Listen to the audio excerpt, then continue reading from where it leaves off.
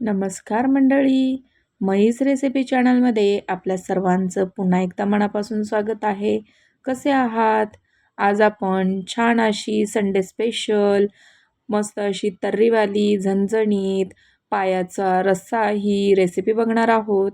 तर सर्वप्रथम इथे आपण पाय घेतलेले आहेत. हे बकऱ्याचे पाय आहेत. तर आपण हळद मिठाने आणि गरम पाण्याने स्वच्छ धुवून घेतले आहेत पाय. त्यानंतर फोडणीसाठी कांदा, टोमॅटो आणि खडा मसाला, अद्रक, लसूण, कोथिंबीर, जिरे अशी आपण फोडणीचे साहित्य घेतलं आहे. त्यानंतर इथे आपण खोबरं जे आहे तर अशा पद्धतीने जाळावरती थोडं थोडं करून लहान मोठं गॅस करून आपण छानपैकी भाजून घेत आहोत. त्यानंतर कांदा देखील अशाच पद्धतीने आपण उलटसुलट करून छानपैकी भाजून घेणार आहोत. आणि यानंतर आपण इथे कुकर घेतला आहे. तर कुकरमध्ये आपण थोडंसं तेल घालून सर्वप्रथम कांदा घालून घेत आहोत आणि त्यामध्ये सर्व खडा मसाला घालून आपण छानपैकी परतवून घेत आहोत. तर सर्वप्रथम आपण पाय शिजवून घेणार आहोत, त्याची आपण ही तयारी करत आहोत. त्यानंतर टॉमॅटो घालून टॉमॅटोला देखील आपण मीडियम फ्लेमवरती छानपैकी भाजून घेत आहोत. तेजपत्ता नंतरून टाकायचा, जेणेकरून तेजपत्त्याचा चांगला स्वाद आपण जो सूप करत आहोत पायाचा अळणी करत आहोत त्याच्यामध्ये उतरेल. त्यानंतर इथे आपण अद्रक, लसूण आणि कोथिंबीरची पेस्ट देखील या फोडणीमध्ये ॲड करत आहोत. छानपैकी अगदी 2-3 मिनटं आपण तेल सुटेपर्यंत याला परतवून घेणार आहोत.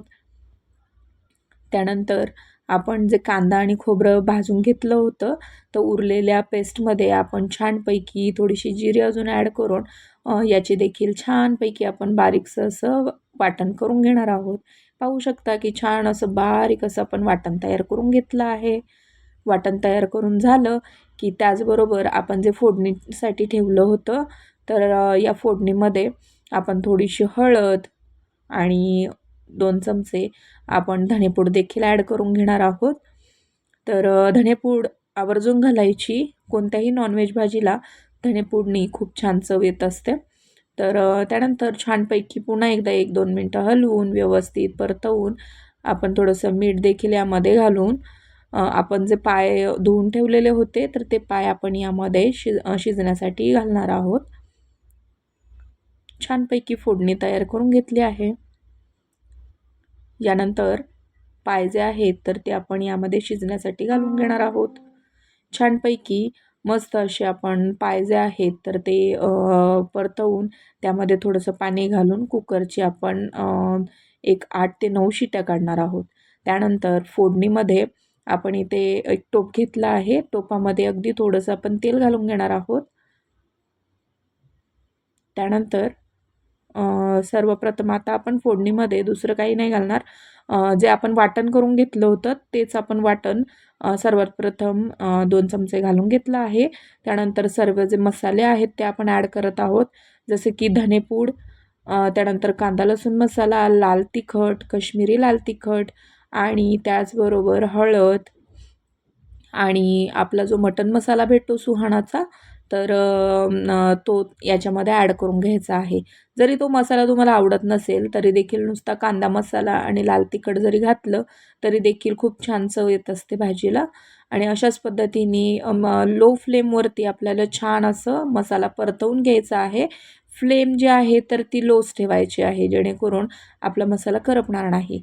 त्यानंतर आपण जे वाटण करून घेतलेलं आहे ते वाटण छानपैकी यामध्ये घालून त्याला तेल सुटेपर्यंत मस्त असं आपण फ्राय करून घेणार आहोत.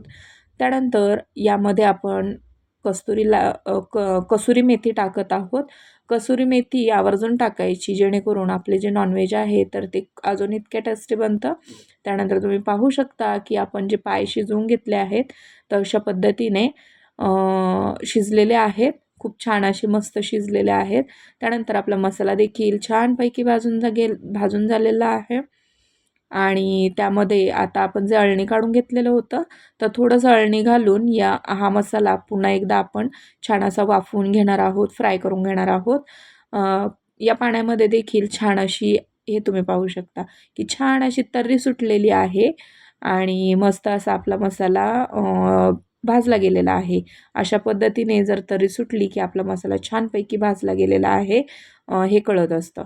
तर त्यानंतर आपण पाय जे आहेत तर ते छानपैकी यामध्ये घालून पुन्हा एकदा 1 ते 2 वाफ काढून घेणार आहोत. तुम्ही पाहू शकता, इथे पाहू शकता की छान असे आपल्या पायाला मस्त असं जे आपण मसाला तयार करून घेतलेला आहे, तर तो छान असं लागला आहे. त्यानंतर उरलेलं अळणी आणि थोडंसं गरम पाणी घालून आपण हा रस्सा छान असा उकळवून घ्यायचा आहे. चांगलं गदगद असं आपलं हे आपला हा जो रस्सा आहे, ही भाजी जी आहे, तर ती उकळायला हवी. त्यानंतर आपली ही संडे स्पेशल मस्त अशी पायाची रस्सा भाजी झणझणीत अशी तुम्हाला कशी वाटली ती कमेंटद्वारे नक्की कळवा. धन्यवाद.